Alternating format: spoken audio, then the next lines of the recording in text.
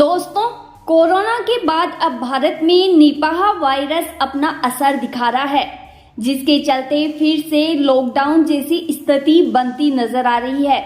जी हां, केरल राज्य में निपाह वायरस का असर सबसे अधिक देखने को मिल रहा है, जिसके चलते वहां लॉकडाउन लगा दिया गया है।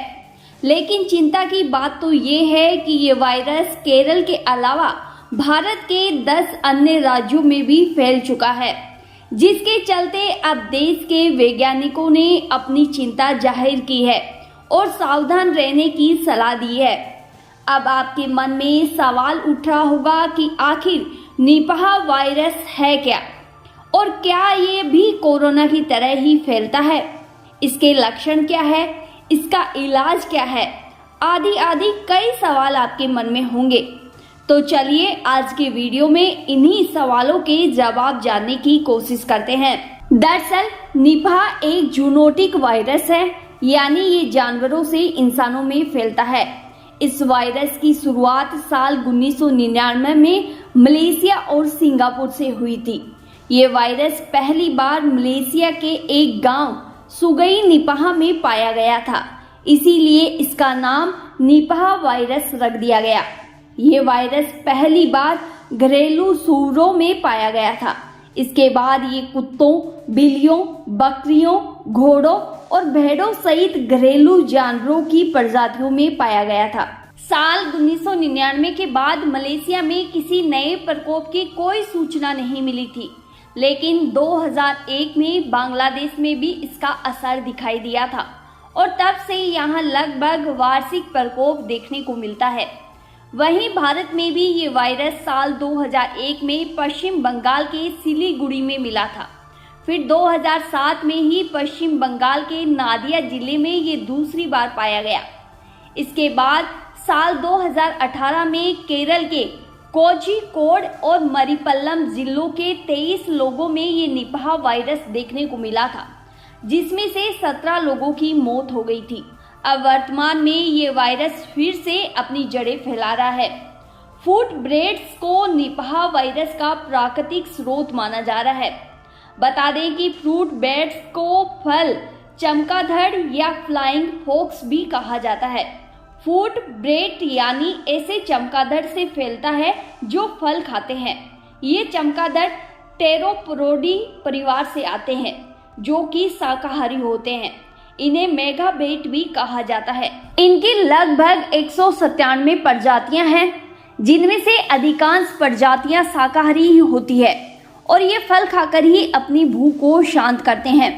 अगर वैज्ञानिकों की माने तो ये वायरस चमगादड़ के शरीर में होता है और जब ये किसी फल पर बैठते हैं, उसे खाते हैं, तो उनकी लार या ऊतकों की वजह से ये फल संक्रमित हो जाता है। ऐसे में ये फल अन्य फलों के साथ रखा जाता है तो वायरस सभी फलों में फैल जाता है और फल के जरिए इंसानों के शरीर में आसानी से पहुंच जाता है। बता दें कि ये वायरस हमेशा चमगादड़ के शरीर में मौजूद होता है, लेकिन ये खुद कभी भी इससे संक्रमित नहीं होते। इसका कारण है इनकी एंटीबॉडी। पिछले 15 साल से निपाह वायरस पर रिसर्च कर रहे प्रोफेसर लूबी का कहना है कि फूट बेट की एंटीबॉडी चमगादड़ का कवच है। ये इनके शरीर में सुप्त अवस्था में रहता है, लेकिन जब ये फल खाते हैं तो वायरस फैल जाता है। केरल में इसके मामले इसलिए ज्यादा देखने को मिल रहे हैं क्योंकि दक्षिण राज्यों में फूट बेट अधिक संख्या में है।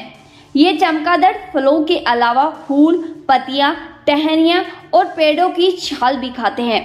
अब बात करते हैं निपाह वायरस के लक्षणों की। इस निपाह वायरस के लक्षण इंसानों में 5 से 14 दिनों में दिखाई देने लगते हैं।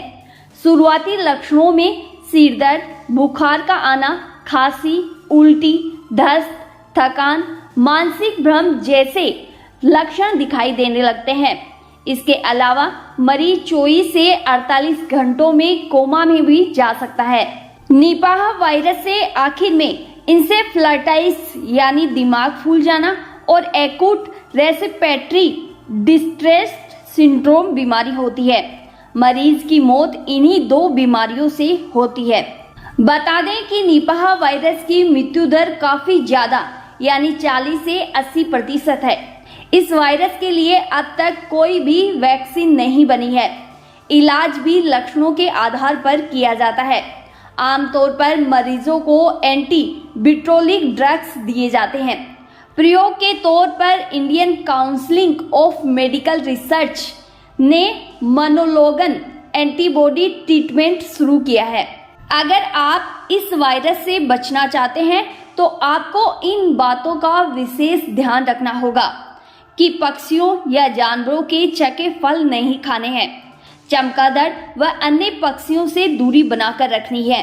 चमगादड़ से प्रभावित इलाकों में बनी ताड़ी का सेवन भी नहीं करना है। चूंकि निपाह वायरस भी कोविड की तरह इंसानों से इंसानों में फैल सकता है, इसीलिए इसका प्रिवेंशन प्रोटोकॉल भी कोरोना जैसा है।